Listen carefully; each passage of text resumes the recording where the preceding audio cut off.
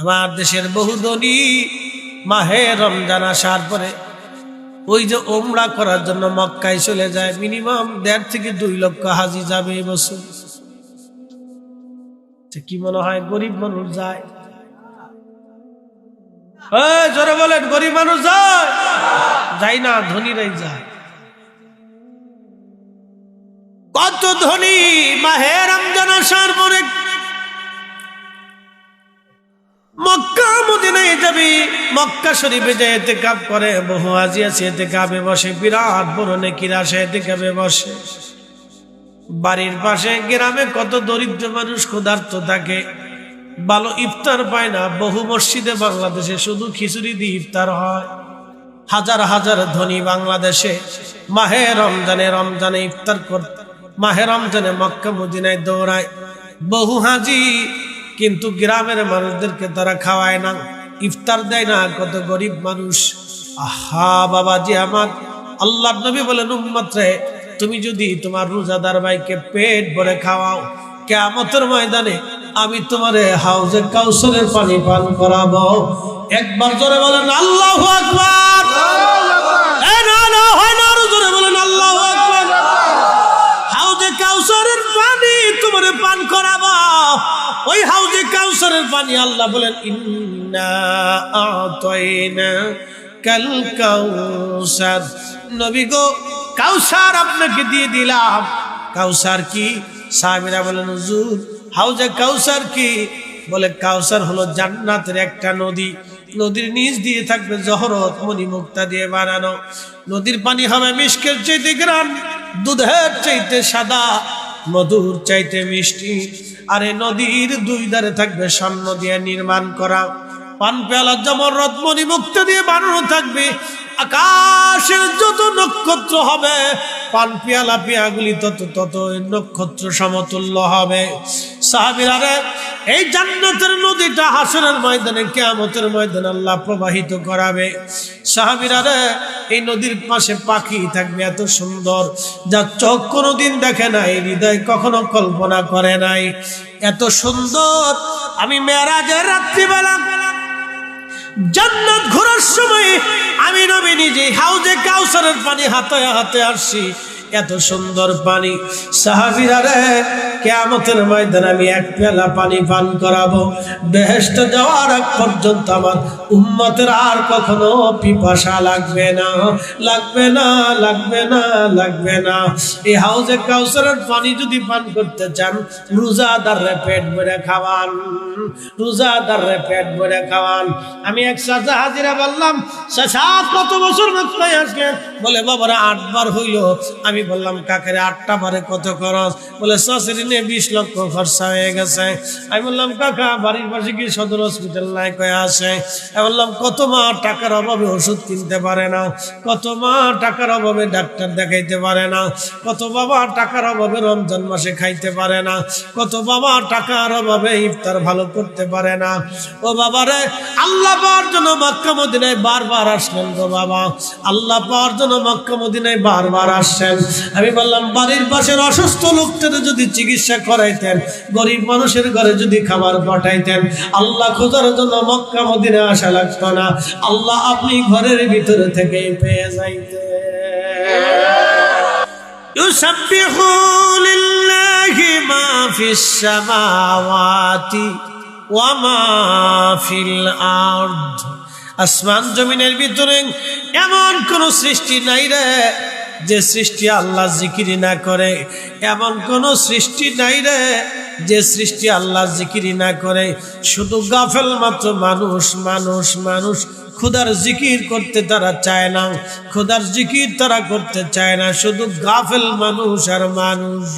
হযরত মুসা কালিমুল্লাহ, হযরতে সুলাইমান আলাইহিস সালাতু ওয়াস সালাম উম্মতের এসে বলল, নবী গো, বহুদিন ধরে বৃষ্টি হয় না, আপনি দয়া করে আল্লাহর কাছে দোয়া করে দেন যাতে আসমান থেকে বৃষ্টি হয়। সুলাইমান নবী বলেন, উম্মতেরা রে, তাহলে আসো আমরা সবাই মিলে বিরাট বড় প্রান্তরে একত্রিত হয়ে আমরা সালাতুল ইস্তিসকার নামাজ পড়ি, আল্লাহর কাছে দোয়া করি যেন আমার আল্লাহ আমাদের দোয়া কবুল করে বৃষ্টি দেয়। হযরত সুলাইমান নবী রওনা করলেন। আল্লাহ নবী সহিহ বুখারীতে বর্ণনা করতেছেন, ইমাম ইবনে কাসির আল বাদায়াতে বিশুদ্ধ সনদে লেখেন, সুলাইমান আলাইহিস সালাম রওনা করলেন উম্মত নিয়া।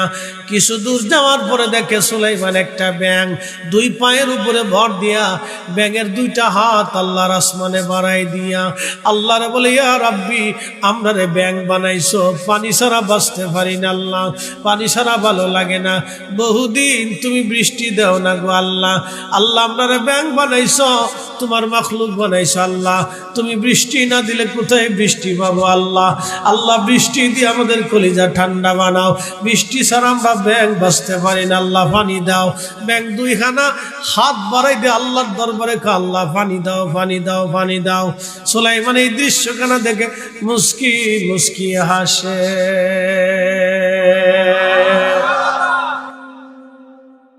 বুদ্ধিমন্ত পুরবাসী ব্যাঙে হাত বাড়া কাঁদে, বলে ইয়া রাব্বি বৃষ্টি দাও। এই জন্য মুরব্বীদের কাছ থেকে সারা জীবন শুনতাম, ব্যাঙে যদি ডাকে বৃষ্টি হবে, ব্যাঙে যদি ডাকে রে বৃষ্টি হবে।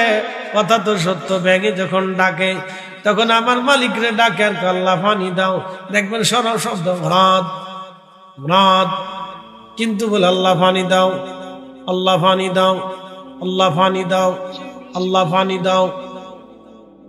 মারহাবা। এইভাবে ডাকে রব্বি কারীম পানি দাও। সুলাইমান ডাক দেখে উম্মতেরা, সালাতুল ইস্তিসকার নামাজ পড়া লাগবে না রে, ফিরে চল, ফিরে চল, কবুল হয়ে গেছে। বলে হুজুর নামাজও পড়লাম না, দোয়াও করলাম না, বৃষ্টি কেমনে হবে? বলে আল্লাহর বান্দারা উম্মতেরা চলো, আল্লাহর একটা মাখলুক ব্যাঙ হাত বাড়ায় বাড়ায় কাঁদতেছে, আমার আল্লাহ ব্যাঙের দোয়া কবুল করে নিয়ে গেছে, অতএব আমাদের দোয়া করা লাগবে না, আল্লাহর আকাশ থেকে বৃষ্টি হবে। আপনি ভাবেন বৃষ্টি আল্লাহ আপনাদেরকে দেয় না, ব্যাঙের দোয়ায় বৃষ্টি হয়, গরুর দোয়ায় খাবার হয়, বিড়ালের দোয়ায় আপনি বাড়ি খাবার পান, বিড়ালের দোয়ার কারণে আপনার ঘরে মাছ আল্লাহ পাঠায়। বিড়াল কান্দে, বলে আল্লাহ মনিবের যদি মাছ না দাও তো আমি কাটা কেমনে পাবো? আমাদের দোয়ায় বৃষ্টি হয় না, মাখলুকের কান্নার কারণে আল্লাহর আকাশ থেকে বৃষ্টি হয়, আমাদের দোয়ায় সবসময় বৃষ্টি হয় না।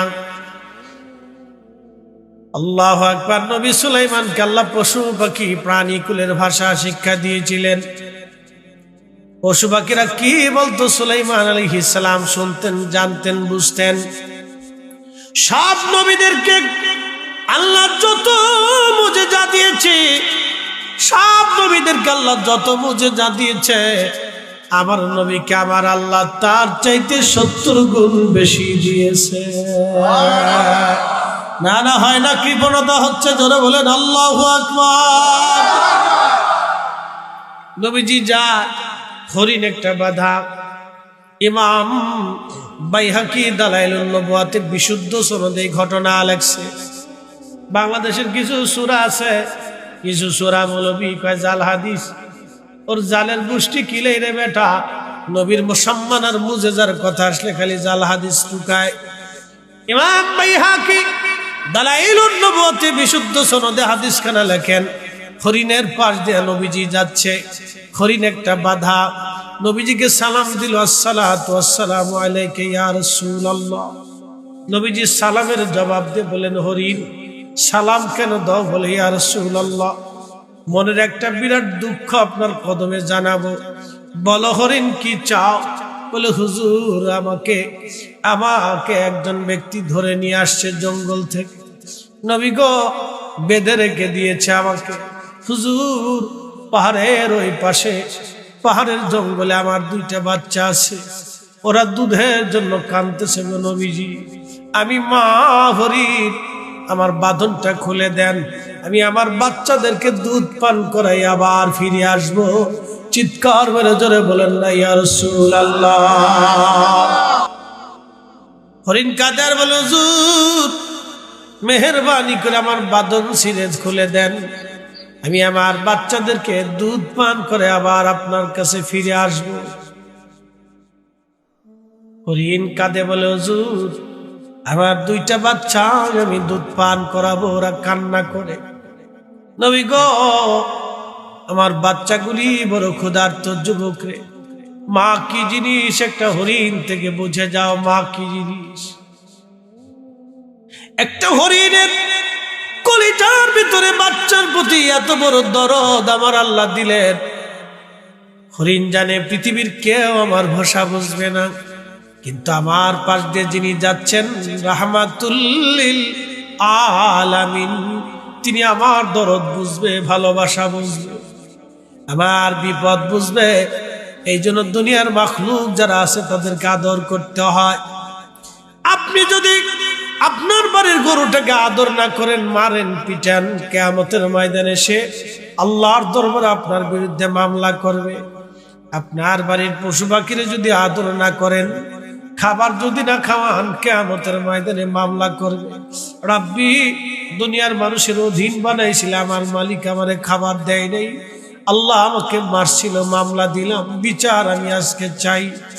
আল্লাহ বলেন মালিক ইয়াউমিদ্দিন, আমি বিচার দিনের মালিক, বিচার দিনের মহাবিচারপতি। আমি একেবারে চুল টু চুল, পাই টু পাই সেই দিন বিচার করে দিব। আমি আল্লাহ সেই দিন ন্যায় বিচার প্রতিষ্ঠিত করব। আমি আল্লাহর আদালত থেকে ন্যায় বিচার ছাড়া কেউ যাবে না। চিৎকার মেরে ধরে বলেন না মারহাবা।